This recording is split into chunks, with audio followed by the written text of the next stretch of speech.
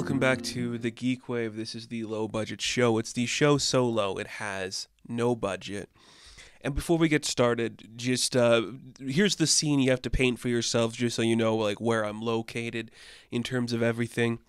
Imagine you're looking at your television, and then suddenly we fade from black onto like a nice stage. There's a couple of red curtains out there, and then suddenly I walk out. I got my big blue hair, standing 6 feet tall, and I'm here to tell you, because the viewers of the Fox network are kind of like, well, this night's episode of the Geek Wave, it's gonna be kind of scary. So if you have any like young children watching, we advise you put them to bed, because it's gonna get pretty scary in here. We wouldn't want to see that happen. You know, they're not gonna like that. Let's put them to bed. Okay, is that okay? Was that enough for you censors at Fox to understand that? Hopefully. Yeah, we're doing a Treehouse of Horror, the Halloween special of The Simpsons. That's what we're doing this week. This was one of those episodes I always knew I was going to do. Like, I could probably talk... I could talk endlessly about The Simpsons. It's the one show... Well, one of the shows. There's a couple others I put in that category where I could just spin a yarn so long talking about them. And if I had more time in my life, I could definitely see myself becoming somebody who's doing, you know, a Simpsons podcast, because there's enough content there. But it's the Halloween season. We talked about Matt Groening a couple weeks ago. I figured let's get back into that world for a bit. Let's talk some more Simpsons, and we'll talk about the Halloween specials. Because there is 34 of them, we're not going to cover them all. I figured we'd start with like the first 6, and then if we do another episode next year or something, we'll do the next one. Just kind of build it up so we could do 6 episodes about the 6 episodes we're talking about. And that alone is 13 episodes. Not 13, 18? I can't believe I got that math wrong. I'm kind of embarrassed for that. I think we're going to do 6 because the 6th one they do really ends on a high note. And I want to kind of talk about that. It's going to be very fun. But before that, we do have a couple pieces of news to talk about. Of course we do. There's always some news going on here. The first thing is a couple of tragedies that we have to just talk about. Richard Roundtree passed away very recently. The man, the myth, the legend behind Shaft. Like one of the most influential and important characters in like a golden era of cinema. And Richard sparked an entire new type of like, you know, lead character actor. It's very impressive the work he did. And Shaft is one of those characters that you want to be remembered for. Like, that is a good run of movies, and they're interesting, and he's a talented guy. He, of course, has a huge body of work behind him, too. 81, very impressive.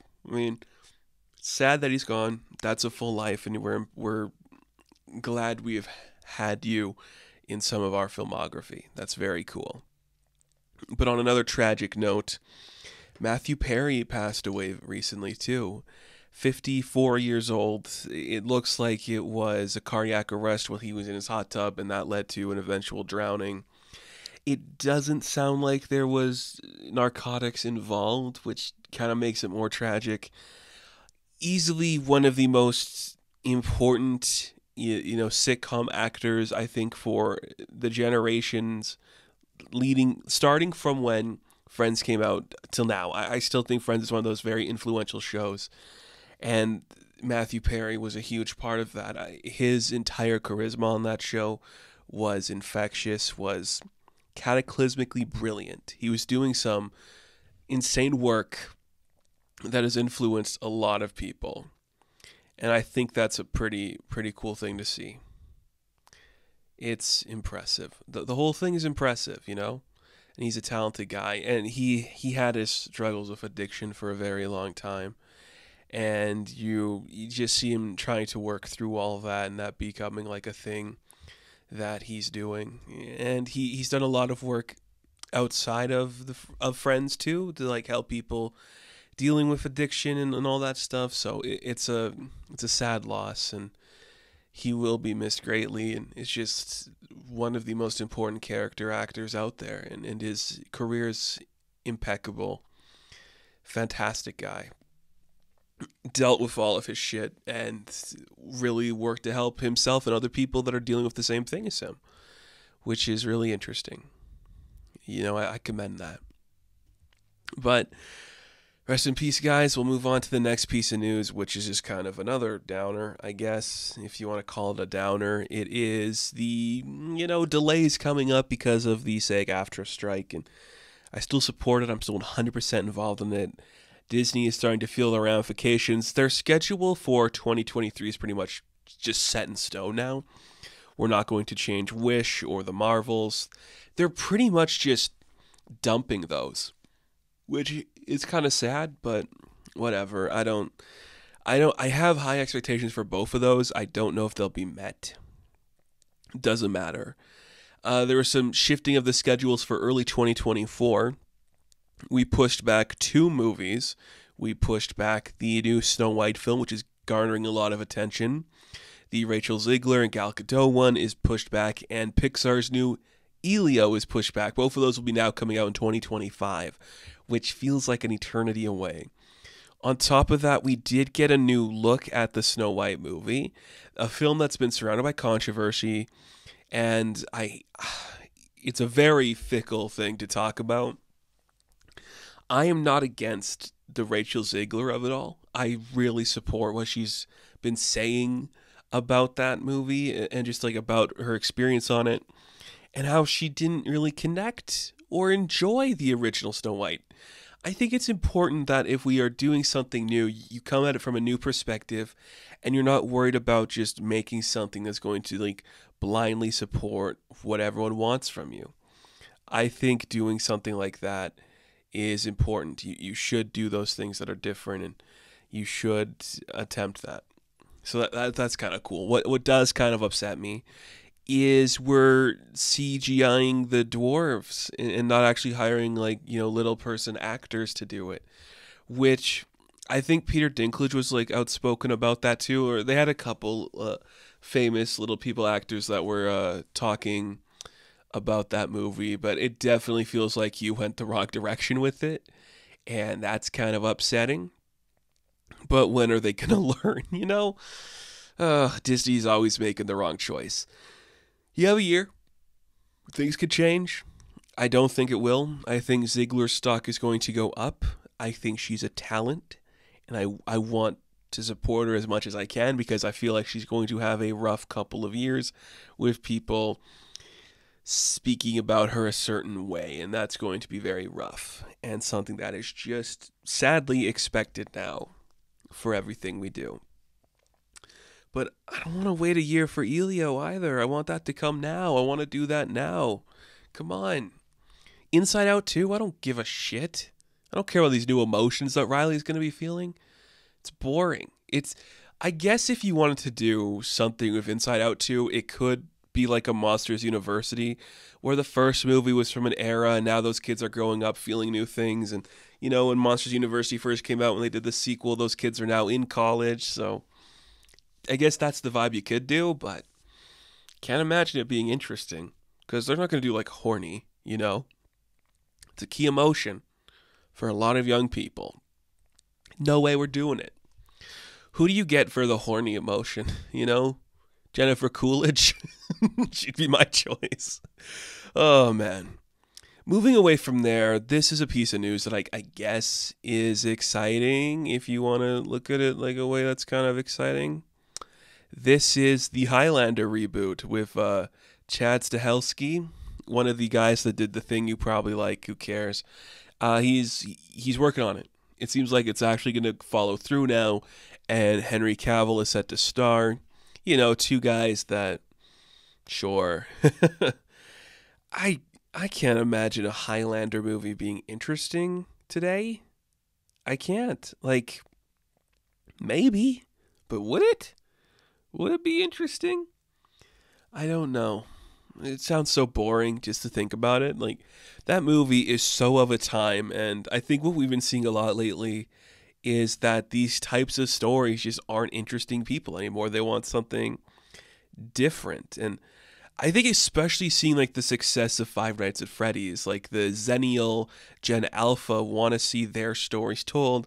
they're not coming out to see the old-timey reboot, you know? So that's kind of interesting. I really don't think that's going to work for them. And I'm not really, like, interested in, like, the career path of either of these guys. Chad Stahelski, which one? Was he the one that did Bullet Train, or was it the other John Wick guy that did Bullet Train? Is Chad the one that's, like, the good director? David Leitch did Bullet Train. He's the one I'm not a big fan of, so I gotta see what, like, Chad Stahelski, what his body of work is. Yeah, okay. Just how he did all the... Okay. Let's see what we got here. It looks like a lot of John Wick shit. Oh, he did Day Shift? That's... Okay. Or is that just stunt work he did on that? He's the one that's been primarily the John Wick director, right? Like, David went off to do other stuff, and he's kind of just been, like, taking the reins of it. He's the one that wants to do, like, the Ghost of Tsushima. You're like, I guess that's fun, okay. And now Highlander. Okay. I don't know. Okay, he didn't direct Day Shift. He just produced it. Sure, man. I mean, I guess we're going to find out if you're the talented one. I think you are. I think he's the one that's talented. And it's kind of like when the Coens split up and you're like, Joel went to go make like a weird tragedy Shakespeare movie about Macbeth. And Ethan was like, what if I made the ugliest movie about like girls in a getaway car called Getaway Dolls? And it was delayed. Cool. Like, it's so bizarre. But a Highlander, it's not going to make any money. I don't know why we're doing it. Now, we have one more piece of news to talk about. I have to bring this up because I find it utterly fascinating that this is happening. As somebody who relatively, never so often, will watch a Sesame Street, the news came out very recently that Sesame Street will be getting reimagined for season 56. So, Sesame Workshop will drop the magazine-style format of the long-running children's show in 2025 in favor of a longer narrative-driven style paired with new animated series, Tales from 1, 2, 3. So what this essentially means is they're not doing like the skits anymore, like just 4-minute stories that are kind of like interconnected, kind of, or it's like, hey, this is just like a small problem that we're dealing with here. And this is all very interesting to me as somebody who loves Sesame Street and is just fascinated with like what works for a young audience today. I love seeing what a young audience is excited about, you know? So this has me of two minds. The idea is they're going to be doing 2 11-minute story segments, and intercut between that will be the Tales from 1, 2, 3. So you probably have like a story like 11 minutes of like Bert and Ernie like doing something, maybe like they're fighting about like what to put in like their bedroom or whatever, cut that in with the animated segment, and then the last 11 minutes would be Elmo dealing with like his dad or something. And it's very interesting. I'm very curious as like what led them to this decision, because you'd think for like a younger audience, like the smaller sketches and the smaller stories of like 2 minutes, 3 minutes, 4 minutes would just be more interesting, because then your focus doesn't have to be like retained for as long. And you can like clip those, you could put them on Instagrams, and you could put them on Snapchats, you could put them on TikToks and all that stuff. And you could snip those and you don't have to like block out the larger narrative. Or maybe they're finding that if you release, so what's the limit you can do for a TikTok now? Is it like 10 minutes? Maybe if we do like an actual like 10-minute clip, you can upload that entire thing to TikTok and make it popular. It's just so fascinating to me, because I think the structure of Sesame Street works better when it's not like this long-running format. Sure, it's kind of exciting, and I am very curious to see how this new format is going to go and how it's going to work out for them. This seems like a direction they've wanted to head for a while now, so I get that kind of being cool. The animated segments makes me think like maybe there's less funds coming their way, and it's like if we can like outsource some of like the work for an episode to an animation studio, that will save us a little bit of time so we can now do these like longer running things. But I'm very curious to see like if the target audience that Sesame Street is aimed for is willing to commit to the 11 minutes.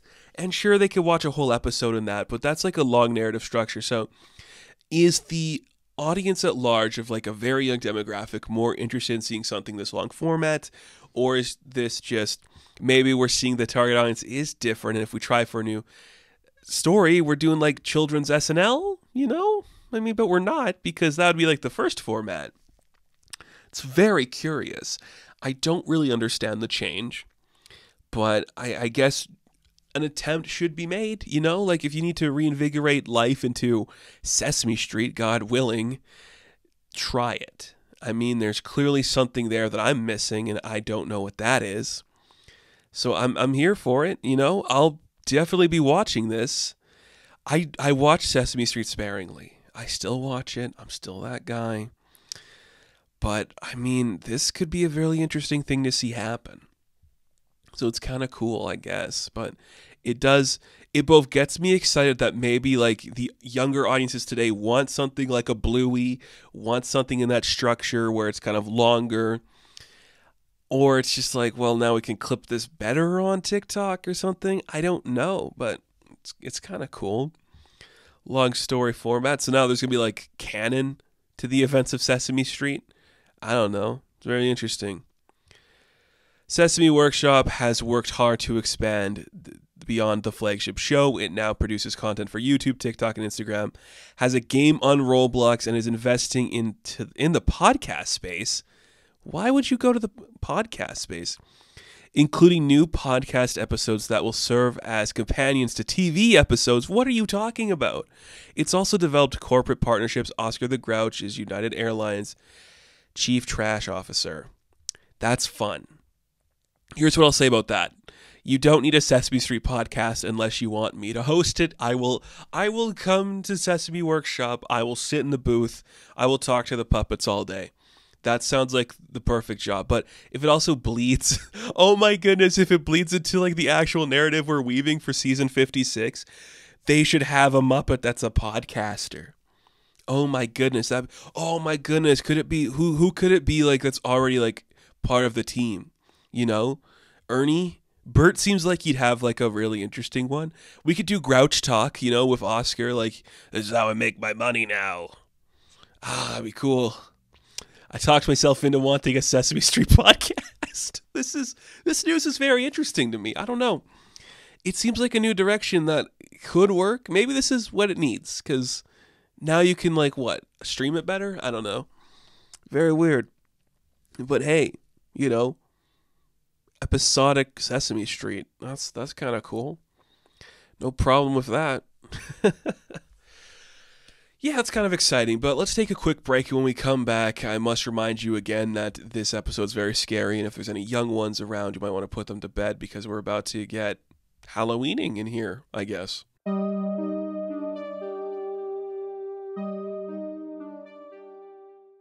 Yeah, the Treehouse of Horrors. What a time to be alive, isn't it? I like this kind of thing. I really like when a sitcom or just long format show like this has a recurring bit that they do every season.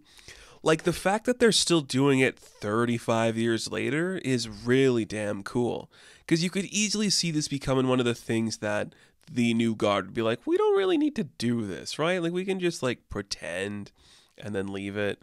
But no, they're really committed to it, and I appreciate that. Now, we're going to start with the first few. I think we'll go up to the 6th one, which that kind of ends with my favorite episode personally. And then if we come back later, we'll jump into 7, 8, 9, 10, 11, and 12, and we'll talk about all of those. But as it stands, this is a format that works for the show. It's kind of one of those things I think solidified The Simpsons as just like, they have a whole history. They have a whole thing you can play with. They are good at just parodying stories or even just adapting a story, basically. And that's a really cool thing that they've done and they've been able to do for so long. And I know there's a lot of conversation about the peak era of when The Simpsons did this and all that. I will say, I think there's something very fascinating about their kind of renaissance in this era. Treehouse of Horror 33, it would be the one that just came out where they did the Death Note parody and the Westworld parody. It is very well done. It is executed so perfectly. And one of those really cool things. I don't know, like I think these just work well. The show's always found it to work well. And it gives us two of the most iconic Simpsons characters as like main fixtures of the universe. They're used sparingly, which is really cool. But when they use them, especially in the classic era, when they used them in these episodes, it was just for a cutaway bit. It would always just kind of was like, they're here now. You know, like they had one in the first Halloween special where they're like, we're main characters, and then they became fixtures of the Halloween genre. That, of course, is Kang and Kodos. Two characters that rock. Just, if I were to make a list of my favorite alien designs from any form of media, I think Kang and Kodos are near the top of the list. They might be the top of the list. Like, they might be my favorite designs. They're big and gooey, and they drool, and they do like a stupid parody of Bill Clinton. It's so funny. They work so well, and it's just so nice to have something like can like stay out like this, you know? Parody is important when you're doing like a cartoon. I think like always parodying a show works for this format, like an animated format, because you can just do things silly and dumb. And when you're doing like 3 episodes of like one of the full episodes, like you can really just dive into very specific things and try very specific jokes. Sometimes they work, sometimes they don't. But at the end of the day, you're doing something that's really unique. And this is like a fixture of The Simpsons. Like, they hype it up every season. They got new animation for the Death Note one, and that's always been really cool. So let's talk about the first 6 episodes that they did of this crazy thing. The first one comes to us in season 2, which came out in 1990, which is insane to think about. And it is definitely not the best one. You know, I like some of the segments. Bad Dream House, which is the first one we do. That is like the Simpsons move into a new house, and how's it going to go for them? It's haunted? Oh, could you imagine? And there are stuff in that I like. It's not my favorite. There's some good jokes in there. I like when Marge is like, would you shut up? Okay? You're just going to have to learn to live with us. That's really funny to me.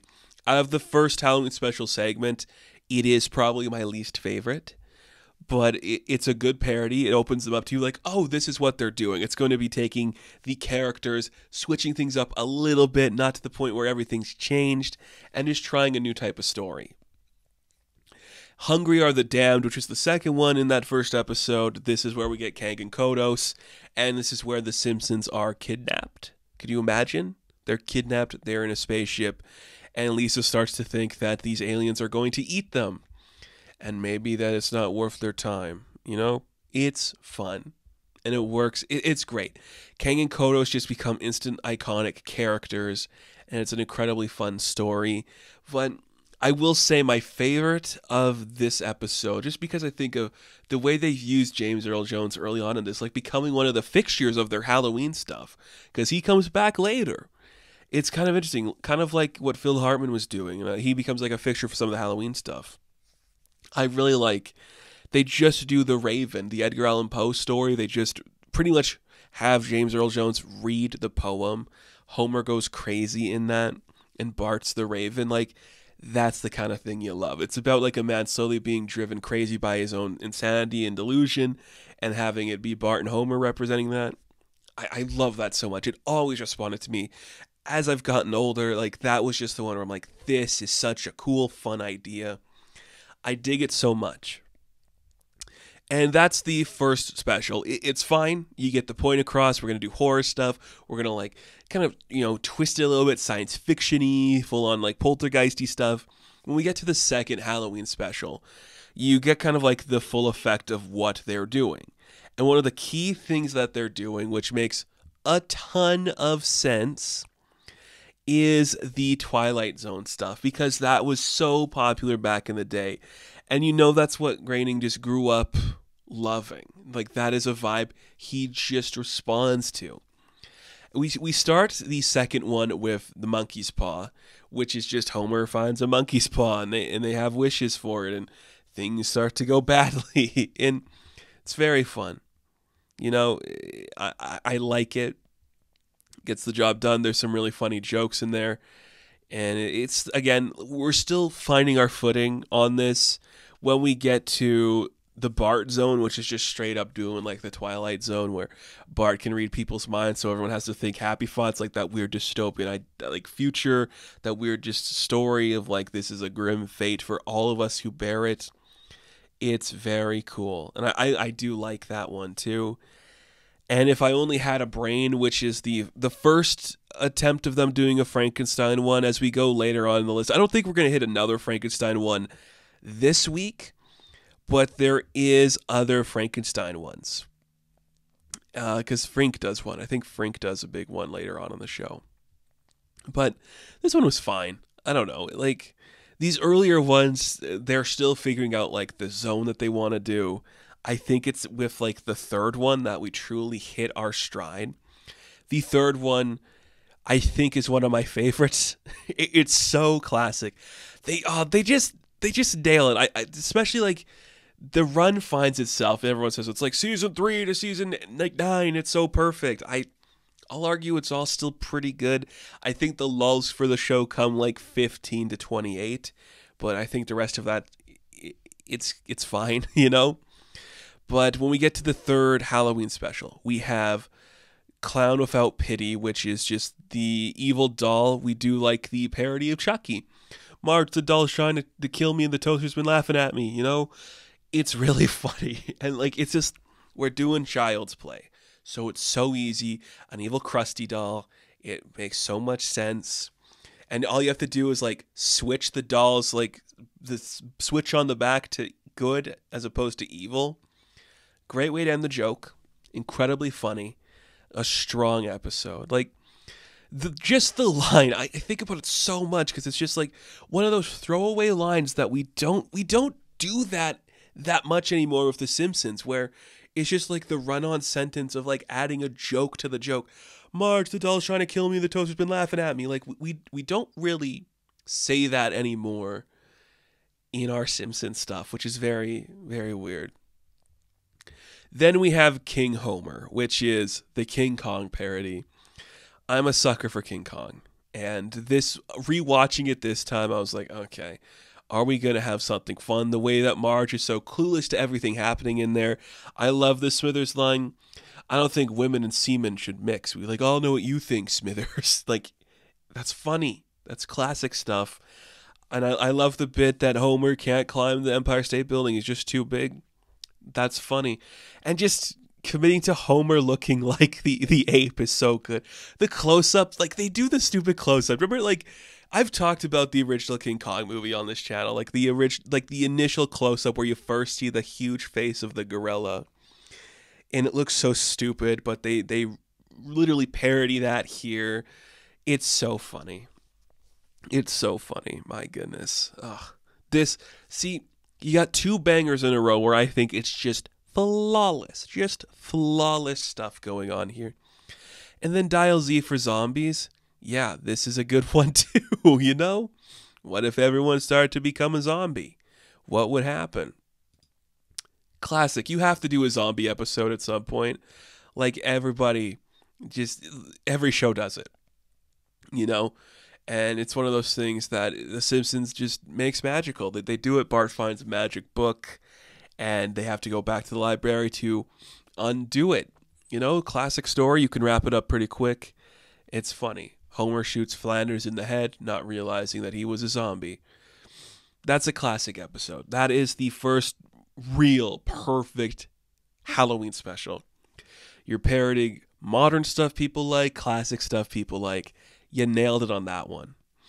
And when you get to the fourth special, oh man, the fourth, like, I'm looking at this list, like, I know where we're going, and I know which one's my favorite, and we're building up and we're building up and we're building up, and they're just getting better, because in the fourth one, in season 5, we have The Devil and Homer Simpson, the episode in which Homer sells his soul for a donut, and then the Flanders is the devil, and then we just do like a court thing where there's the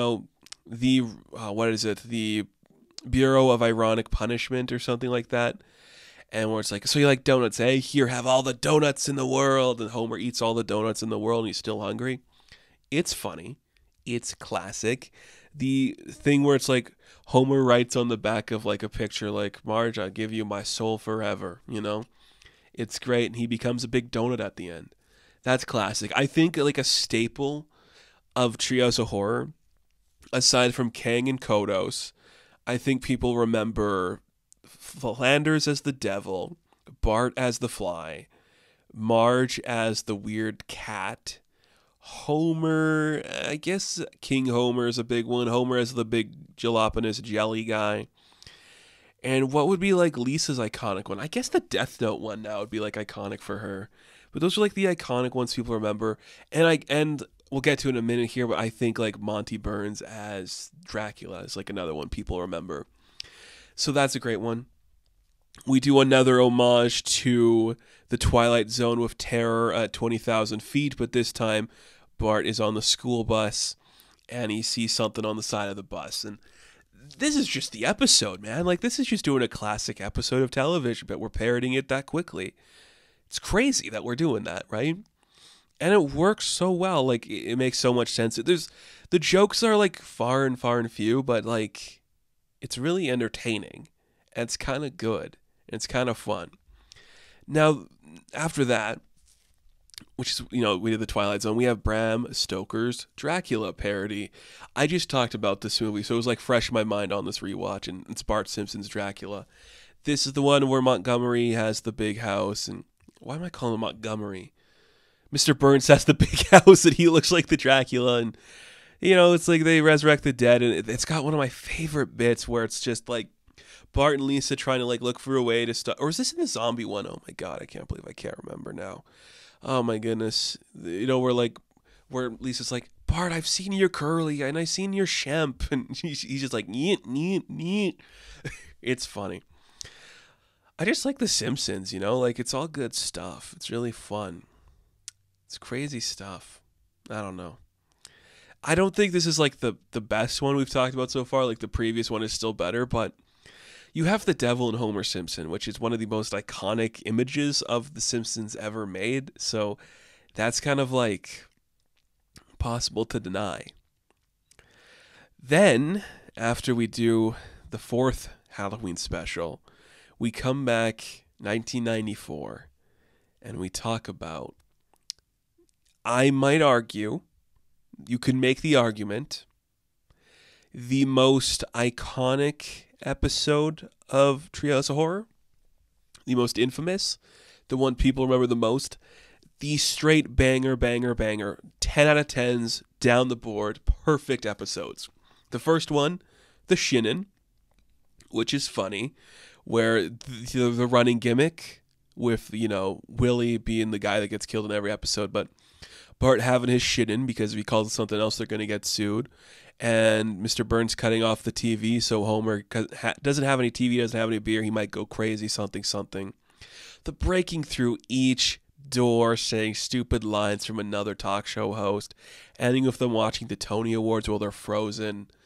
Like, it's straight up banger, man. That is so good. That is so interesting and funny and such a talent. Like, God, that's good stuff. The Shinin is so good. And then Time and Punishment. Up until now, I would say my favorite one has been King Homer. It's now Time and Punishment.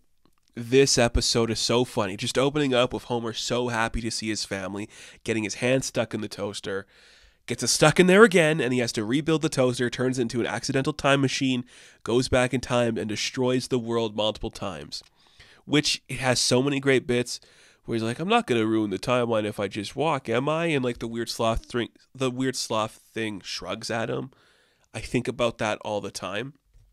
I think it's so funny.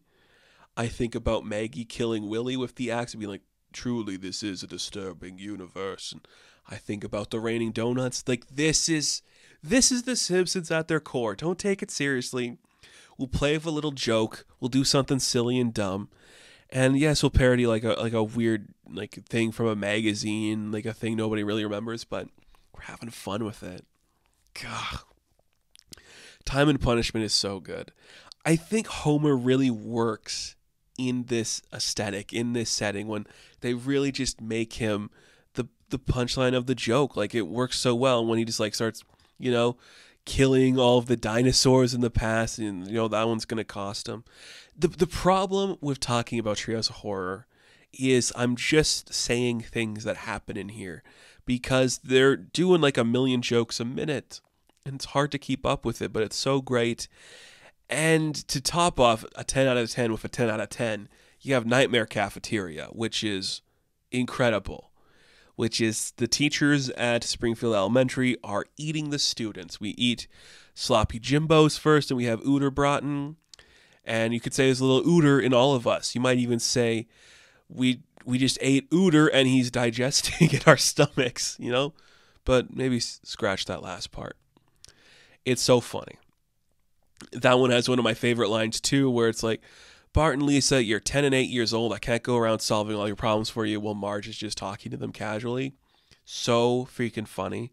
Just, it another Willie death that just ends so perfectly, where they literally die and you find out it's a dream, and then they wake up and it's like, you have nothing to worry about, Bart. That was just a dream, except the mist that turns you inside out. And then the mist comes in and turns them inside out, and then we just do like a chorus line, and that's the end of the episode. And you're like, yeah, that's probably, one could argue, in the top 10 episodes of television, Halloween episodes ever made. Probably in the top 5. Like, it's so funny. It's so great. There was a running theme. Kang and Kodos do return. Just great television. My goodness. Like, that is a perfect episode of The Simpsons. A perfect episode of the Halloween of Horror. And it's so great. So great. Halloween of Horror. What am I saying? Treehouse of Horror, the Halloween special. It's so great. And then, folks, the sixth and final one I want to talk about is very good too. This one holds a special place in my heart just because I played the Simpsons game a whole bunch, and I still play it to this day. It's one of the only games I think I've beat more than twice. I don't play a lot of video games. This is one that my sister and I would always go back to, and an iconic shot from that was the Attack of the 50-Foot Eyesores, where all of like the mascots and there's like the big, you know, here's the big lard lad, and all like the huge like advertisement billboards, and all the characters come to life. And in the Simpsons game, you have to fight like a giant lard lad, clearly inspired by this episode. And it's just funny because Homer just wants the big donut, so he takes the big donut, and then they get struck by lightning, they come to life, and they attack everything. Bart talking to the devil, like destroying the school. It's also funny. And then, is it Paul Anka that Lisa gets and they sing the song Just Don't Look? It's so funny. It's so funny. This whole episode is another 10 out of 10 for me. This one's just so iconic, and I love it. And when we were speaking about iconic versions of Treehouse of Horror characters, you have to talk about Nightmare on Evergreen Terrace, where we get the groundskeeper Willie as Freddy Krueger. Is it his most iconic look next to, oh my god, I can't believe I'm going to have this conversation now. What are the iconic groundskeeper Willie looks? The original one where he's just in the overalls. You have the one where he rips off all his clothes and says, "Grease me up, woman." That's the other one. The one with the kilt where he's sitting doing the Basic Instinct parody. And then I think it would be the Nightmare on Evergreen Terrace. Those are the iconic groundskeeper Willie looks. They're great. And this episode's just fun. Nightmare on Elm Street. Willie is killed because they turn on the thermostat and they open the furnace and he burns inside and he terrorizes the kids. And it's just really funny. It's so classic. It's so good. Like, it's one of those easy parodies to do. Having it be Willie is such the good choice because he's just an aggressive, freaky guy, and it just works so well. I love it so much. And a 10 out of 10 with a 10 out of 10.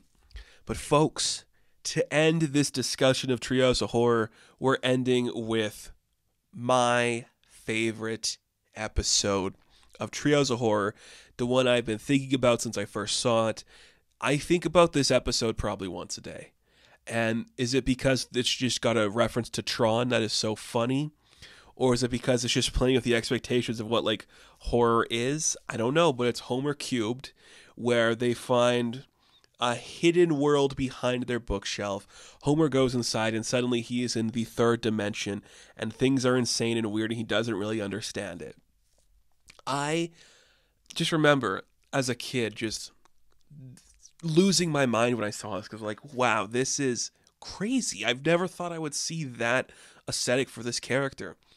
And it's like this weird kind of grid pattern world. There's so many weird stuff on it. And just the joke that always slays me is like, Homer, what does it look like?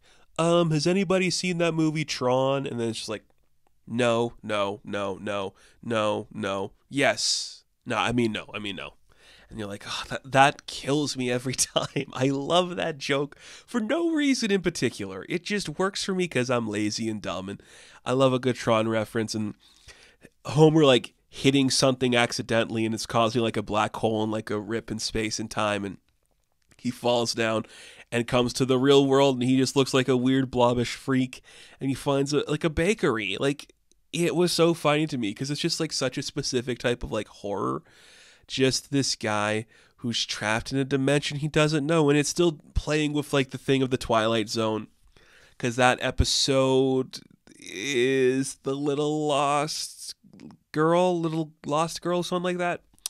It's a great episode of Twilight Zone 2, but I just it always worked for me.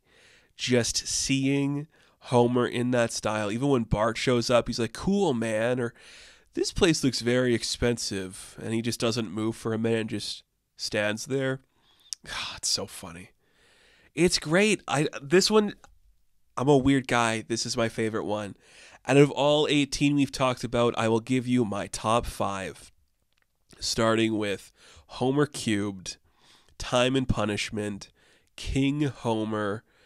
Oh, man. I'm going to say Nightmare Cafeteria and Attack of the 50-Foot Eyesores. I'm going to say those are my top 5 that we've done so far. And hey, we could come back next year. We could talk about the other ones. There's a lot of good stuff to still come up. Bart as a Fly, that's still got to come up. The stuff with Xena, I like that one. I think that one's funny. So there's still some good stuff in here, you know? But you don't beat this run. You don't beat this run.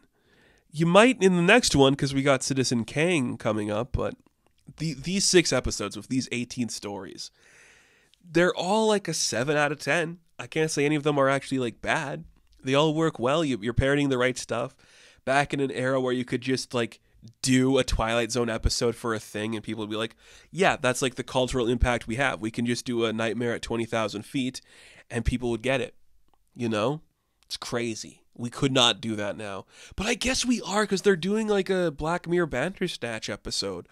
So I guess we could do it now. But like, what's a show today that you would parody in this way? I guess American Horror Story maybe? But not really, because you couldn't really like do that. We don't have like a, anthology horror show that's really like impacting people. It's just the way things work. They've changed too much and it's bad now, but whatever. I love this show. I love Treehouse of Horror. I love the Halloween specials. They're all great. Everything's great. Remember, vote Kodos or vote Kang. It doesn't matter. You're going to get like one bad politician either way. It's great. What a time to be alive. I love it. I love this. And out of those 18, which one is your favorite? I'd be very curious to know. I might put up a poll later. We'll talk about the ones that I like. But Homer Cubed, that's mine. Always be mine. I doubt it'll be topped. Probably on my deathbed, I'll be thinking about that Tron joke because that's how I exist. But it's great. So, happy Halloween, everyone. I hope you enjoy this spooky time of year. We'll be back next week with, I don't know, something else, something different maybe. Who's to say? But until then, thank you all for watching this review. Be sure to like and subscribe to the channel. It's not a review. I'm just so used to saying review, and I did a couple of these back-to-back, so review comes up in there. I'm sorry. If you're listening to this on the podcast feed, you could give us a rating over there. That would definitely help things out. Be really nice to see. Sorry your kids had to get tucked in early because it was scary, but, I have other content on things like Instagram, TikTok, and Twitter if you want to send them that way. And as always, have fun, stay safe, good luck, sweet screams. Should do an Elvira parody. I guess they got Boobarella, but they haven't done much with her recently. Can you do a Boobarella thing today? Like, would that be interesting to anybody but me? I don't know. I know Cassandra was kind of like friends with people that worked on The Simpsons, so I I think you could, but they're probably too scared to because it's misogynist or something. I don't know. Bye.